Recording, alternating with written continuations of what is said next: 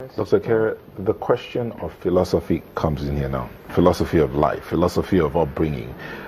What, someone asked a question. I was talking to a couple that was having counseling a couple, and he asked them a question. Advising a couple. Okay, I was advising a couple. And the man said he had gone through an abusive relationship. So he asked him, so do you want your child who is sitting there to be abusive? And he said no. So now what I'm asking is, that man who's gone through that kind of orientation, which is why I asked the question, is it about orientation? Now he's saying he doesn't want his child to do what he is doing. How do we marry your orientation with your philosophy of life? Especially that would be. Well, thank you. I want to look at it from this aspect. I'm a Christian. And so I like using the Bible as a reference point. Now, there is a book in the Bible, 2 Timothy, I think 3:16 or so, that says that all scripture was given by the inspiration of God. And it's for a purpose. You know, it's for doctrine, for correction, for reproof, you know, to build you so that you become, you know, thoroughly furnished. Now, but when you go through the scripture, you see so many terrible things. At least there is an act, there's something that happened between David and Bathsheba. You know, David took the wife of somebody. If you look at that activity, then there were other sins in the Bible, very noble issues. Now, was God, as a matter of fact, suggesting that we should, you know, take the same step with David? Now, orientation would have given you a background to see that, okay, I've had this experience. How good was it to you?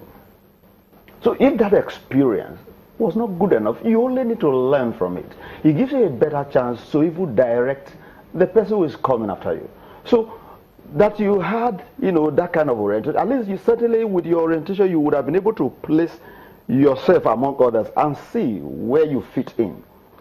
So my expectation is that having had some kind of orientation and coming to, you know, a place where you now mix with others, I did the same thing. I learned from others. As we play, I look, even those who speak well, I enjoy listening to people who speak well.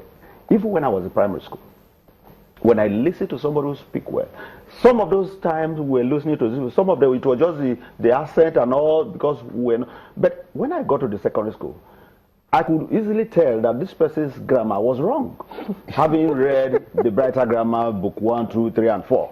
All right. So if it is just a sweet accent, I will know. Are you getting it? So people need to have that attitude of learning.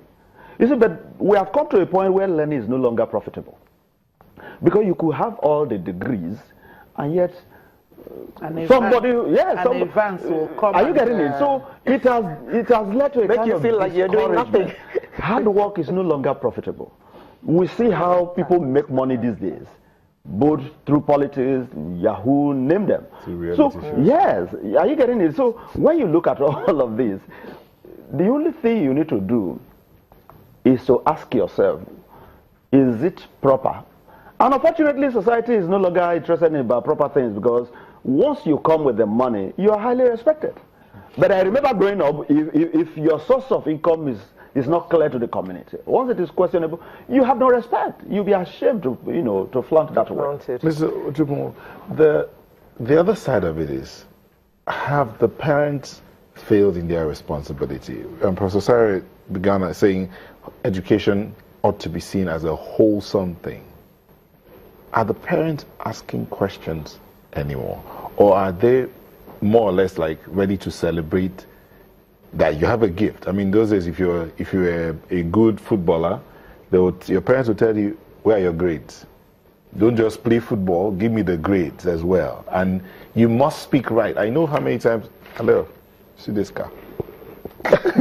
Guess what? 2 times 1, 2, 2 times 2, 4. You miss one, and I knew that one. I fell down. He's got a scar to show forever. For not knowing his times table. So you used to call it times table. But what I'm saying is, are parents asking questions these days? No, unfortunately we're not, because we're interested in what are our children's grades. I like what Professor said, because he said we don't see our children for who they are. we'll try to compare our children to the best person in class. I grew up knowing that my father never expected me to get first in class. He said the minimum I should get was 75%. That if all my subjects I get 75% and I am last in that class, then I am in the class of champions. Let's look at our children's grades, the percentage, not the positions. Not the position. So let's look at and let's see who their friends are, who they mingle with, their friends in school and at home, who their parents are, and begin to make friends with them as well. Because if I know my children's parents, my children's friends' parents, I'm comfortable to say, okay, that you're going in the right path. But whereas where I don't know your friends, I don't know their parents, then I'm sorry, there's something is wrong, because it's either I'm too busy or I don't pay attention to my children. You know, so parents, and that's why Association of Concerned Mothers are asking parents, not just mothers. What about the music they listen to? Well, it depends on it depends on what music you listen to. Okay. Because I remember that those days when my kids were younger, my husband used to put music while driving them to school, the Mike Ejaya music. You know, it's an Igbo song, the folklore, and the kids could hum along. The problem is that how many times do we tell our children folklore these days? We don't anymore. You know, my son asked me one day, he says, in your time there were no computers, and you all had television from 4 p.m. to 9 p.m. So what did you all do? I said, you'd be surprised. We were busy too. We were very busy as children, playing our 10-10 with our friends, listening running outside when it's raining, tales, Tales by Moonlight and all that. Using padlock to do radio. No, but they have computers, and they learn a lot from computers. So our parents, therefore, abdicating their duties to, one, teachers, two, the internet. Yes, I agree. They are. Most parents, but not all parents. Because there are some parents that still have time for their children. You know, it goes down to what I say. When a parent is trying to fill the void in his or her life by trying to spoil the children, a 10-year-old with a 150,000 naira phone. 150,000 naira is the salary of somebody that has worked for how many years? Professor Sarah, please hold your thoughts. We'll just take a moment and we'll come back. You continue from there. Okay. Please don't go away.